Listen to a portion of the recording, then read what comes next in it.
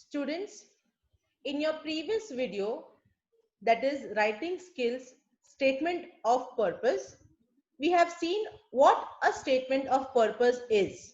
Okay. In this video, we will be learning the format of the SOP. As you know, statement of purpose is a writing skill. So every writing skill has a format, a uniform way in which you need to write it. Maybe it is your letter writing or your report writing or your interviews, whatever it is, everything has a format, all the writing skills. So similarly, statement of purpose also has a format which you need to follow when you are going to write it. So let us see what is the format. The first thing is you should write your statement of purpose. It's an application, like I told you. So it has to be in 500 words. So it comes up to something like 5 to 6 paragraphs. Okay, that is the maximum that you need to have in your statement of purpose. So when I say 5 to 6 paragraphs, like in letter writing, we all have like three main paragraphs. Okay, that is your introduction, your main body, and your conclusion. Similarly, in this statement of purpose, you will have 5 to 6 paragraphs. So I'm going to tell you what each paragraph will contain. Okay, what you are going to write in every paragraph. So your first paragraph is your introduction. Okay, you will always start by introducing yourself. The person who is reading your application needs to know who you are. Okay, so you have to introduce yourself. In that paragraph, what you will say is you will talk about your personal background, what kind of background you come from. Then your mental makeup. What is your mental makeup? Mental makeup means your attitude, your mentality, the way you think in a particular situation about particular things in your life. Okay, so that you have to mention. And you need to mention your aim in life, like what is your aim. So these three things you're going to mention. First, your personal background, your mentality or your attitude, and your aim in life. That is in the introduction. Next is second paragraph. In second paragraph, you will speak about why you wish to join the specific program. So if you're going to join, a program in literature or in psychology or in business studies or in management, business management or HR, okay. So any program, whichever you're going to join, so you have to write why you want to join. Why do you wish to join that particular program? And what is your area of interest. Now your wish to join the specific program and your area of interest should match. Okay, what you are interested in and what you want to pursue should go in line with each other. If you say you are interested in cooking and you say I want to join the MBA program, then it might definitely not be acceptable. So it has to be in line. So these two things in your second paragraph. First, that is why you want to join the program, and second, your area of interest. These two things you will speak in the second paragraph. The third paragraph will consist of your qualities that would help to be or that would be helpful for this career goal. So if you are choosing a particular career goal, then what are the qualities that you possess? Okay, like suppose if you want to become a CA, so the qualities that you will have is maybe you have the quality of hard work. Okay, you are a hard worker. You are are able to perform well. You are well focused. So all those things might be like your qualities which will help your career goal. Then you will also mention your hobbies and the extracurricular activities which will strengthen your goal. So whatever hobbies you have and whatever extracurricular activities you have done till now, that also can be mentioned. So this will help you to strengthen your outlook as to why you want to achieve that goal, because you have been doing something in the same line for the past many years. Okay, so that will be the picture that the person who is reading will get.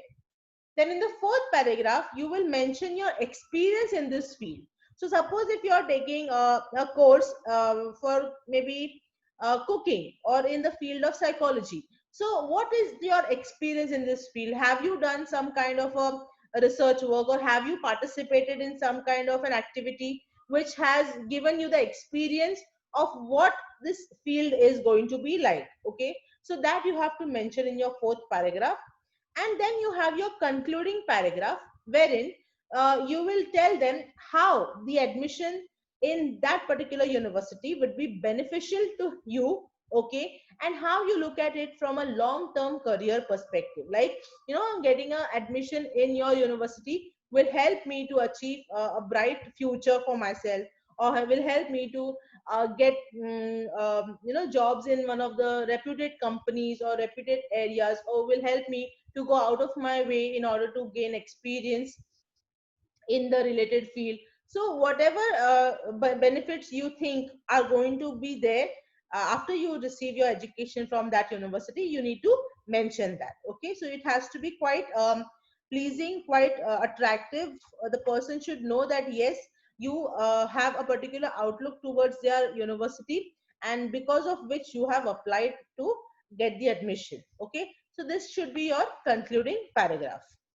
Now, what are the various things you need to remember while writing an SOP, okay, a statement of purpose? When you write a statement of purpose, apart from these things which I told you before, the paragraphs and what they should contain, there are some other things which you need to remember. The first thing is your statement of purpose should be clear and lucid language. What is lucid? Lucid means easy to understand. Do not think that, okay, I'm writing to a university which is abroad, and so I will use very difficult vocabulary or very high-fi words or expressions.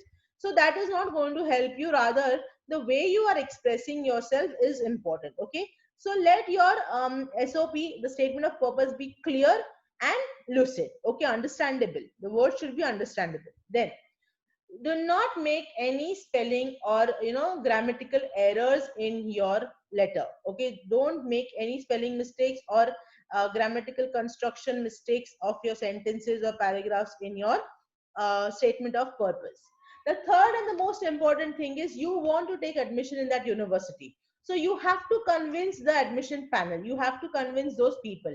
So definitely your statement of purpose should be convincing. They should be convinced that yes, this particular candidate should be given the admission. Okay, show determination in your career. Show them that you want to become a particular person in your life. Okay, you are determined to become an MBA or an engineer or a doctor or a psychologist, whatever it is. So they should see determination with which they will give you the admission. The next is purpose of choosing the course and university should be in line of your career. Okay, so if you are thinking of a particular career, then you have to choose the relative institution or a relative course. It should not be different. Then highlight your qualities, your life experiences, so that your application is noticeable. Okay, so how will this help you is because there will be thousands of applications which will be coming in. So you might have a particular quality, or you might have a particular experience which someone else might not. Okay, and in that way your application can be accepted. So highlight those qualities which you have in difference with others, and the life experience which are unique, something unique in your application. Okay, so highlight them. So I hope you have understood the various things that you need to keep in mind when it comes to the statement of purpose. Now in your textbook, there are two sample statement of purpose which are given.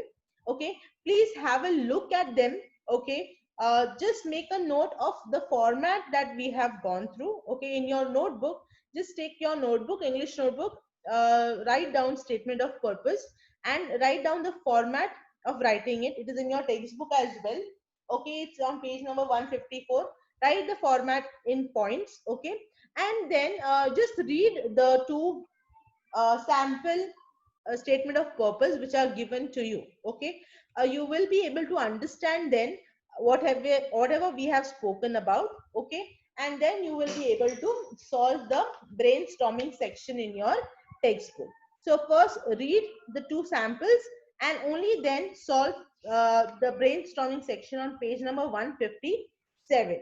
Okay, so on page 158 A5, okay, there are two exercises which are given to you all. They have given you the points. Okay, and based on those points you can write your statement of purpose. Okay, so you can choose any one of them. So in your notebook, first thing you will write the format, and then you will write A5. If you're writing the first one, then write first one and the pointers, and then write your SOP. If you're writing the second one, write the pointers and then write your SOP. Okay, so one has to be solved in your notebook without fail for practice. Okay, so I hope you have understood. If you have any doubts regarding this, please message, or you can call, or you to solve your doubts. Okay, so please once again read through your textbook very carefully, and message me if you have any doubts, as I said before. Till then, take care. Have a nice day.